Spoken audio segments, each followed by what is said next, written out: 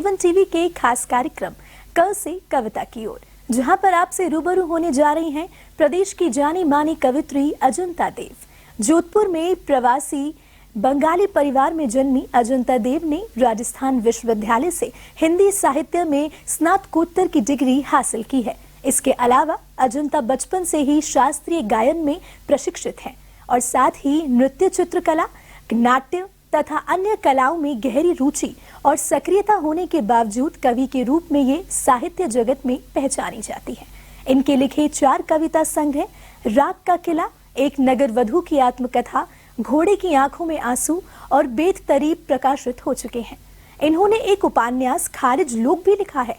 इसके अलावा अजंता देव ने बांग्ला से नीरेंद्र नाथ चक्रवर्ती व शक्ति चट्टोपाध्याय की कविताओं के हिंदी और अंग्रेजी अनुवादन तथा ब्रेख्त की कविताओं के हिंदी में अनुवाद भी किए हैं। राजस्थान पत्रिका और धर्मयुग में पत्रकारिता करने के बाद 1983 से अजंता भारतीय सूचना सेवा में सक्रिय रही तथा 2010 में स्वैच्छिक सेवानिवृत्त के बाद स्वतंत्र लेखन में संलग्न हो गई। आइए सुनते हैं अजंता देव से उनकी चुनिंदा रचनाएं।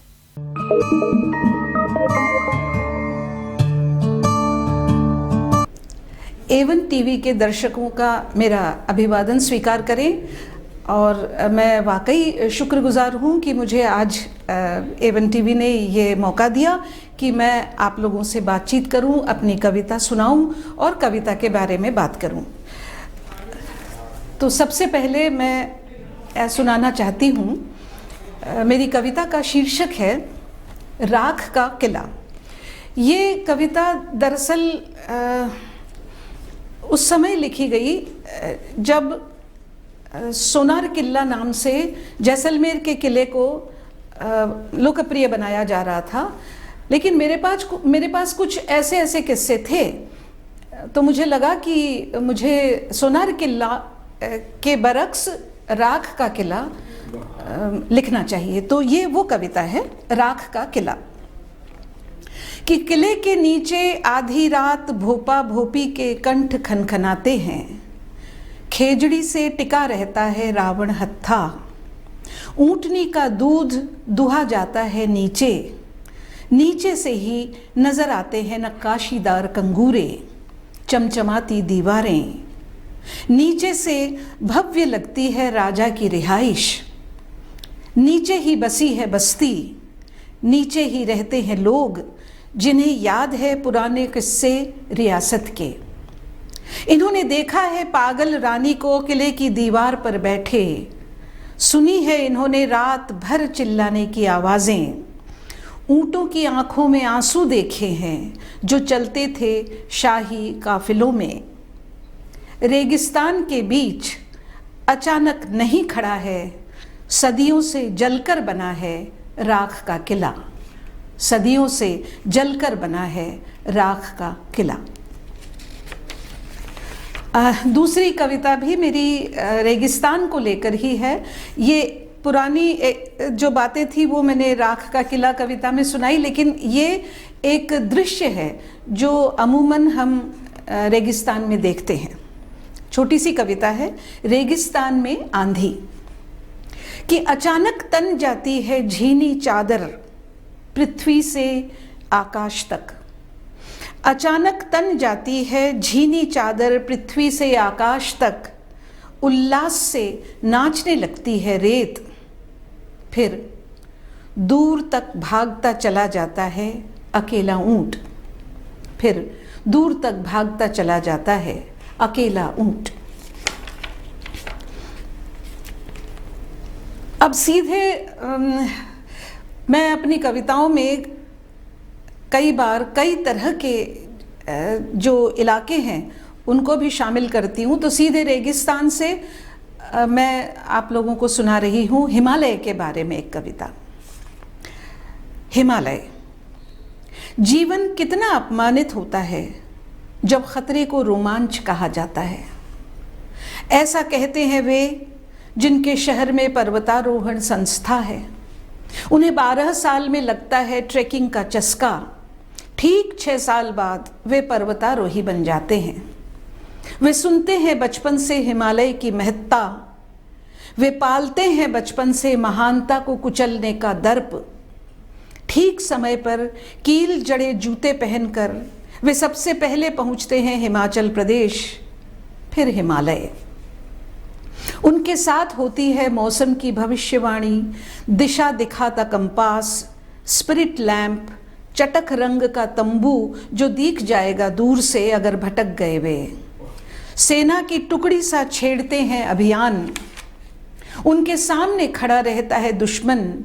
वे शत्रु के घर मेहमान से चौकन्ने सोते हैं, उन्हें नींद में ललकारता है हिमालय का ऊंचा सिर। हिमालय सिर्फ पर्वत नहीं, घर है एक पूरे प्रदेश का। हिमालय की बर्फ तले अस्थियां नहीं, भालुओं के बाल भी हैं। गिलहरियों के खोदे असंख्य गड्ढे हैं हिमालय पर।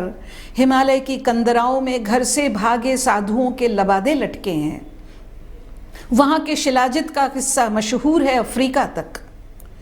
पर्वतारोहियों को नहीं दिख सकता यह, उनके तयशुदा रास्ते से थोड़ा हटकर बसता है जीवन। वे आते हैं निर्जनता में, हिमालय छुपा लेता है आबादी।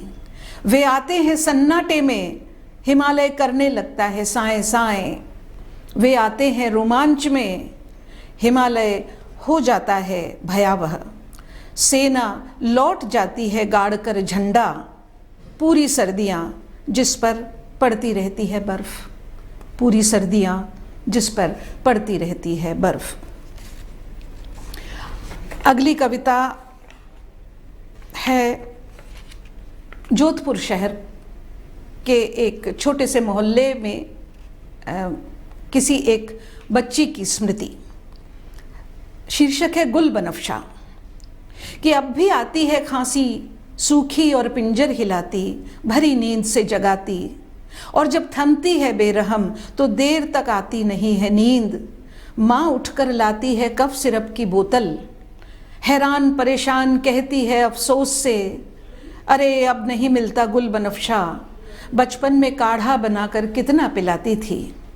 30 बरस पहले तक जोधपुर के एक मोहल्ले की छोटी सी दुकान पर लैंप की धीमी रोशनी में जंग लगे डिब्बे से निकलता था गुल। माँओं की राहत में चमकता था गुल, बच्चों की लार में घुलता था गुल। कहाँ से आता था गुल? मेरा ख्याल है दुकानदार भी नहीं जानता था। मुझे भी पता चला कृष्णचंद्र की किताब से। गुल बनफ्शा कश्मीर का फूल है। मेरे पड़ोसी का फौजी बेटा तैनात है कश्मीर में, क्या वह मुझे भेज सकता है सूखे हुए गुल बनफ्शे अपनी खैरियत की खत के लिफाफे में? इसी तरह की छोटी छोटी 2 कविताएं और सुनाती हूँ। टेलीविज़न की रोशनी का एक झमाका भर याद है, फिर सरसराती दूब, ये पेड़, ये रही झोपड़ी, बूढ़ी औरत की गहरी झुर्री, खाली मटकों और नंगे बच्चों पर से कूदकर युवती के नथ पर एक पल रुककर हुक्के के धुएं के बीच से मेरी आंखों को घसीट रहा है टेलीविज़न का कैमरा। क्या यहाँ मौसम नहीं है? क्या यहाँ मौसम नहीं है?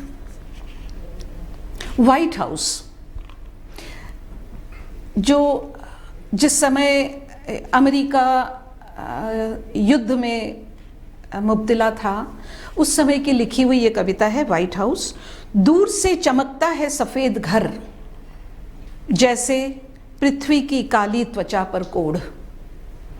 दूर से चमकता है सफ़ेद घर, जैसे पृथ्वी की काली त्वचा पर कोढ़। और इसी के साथ मैं A1 टीवी के दर्शकों से इजाज़त चाहती हूँ और आप लोगों का बहुत बहुत शुक्रिया अदा करती हूँ। नमस्कार।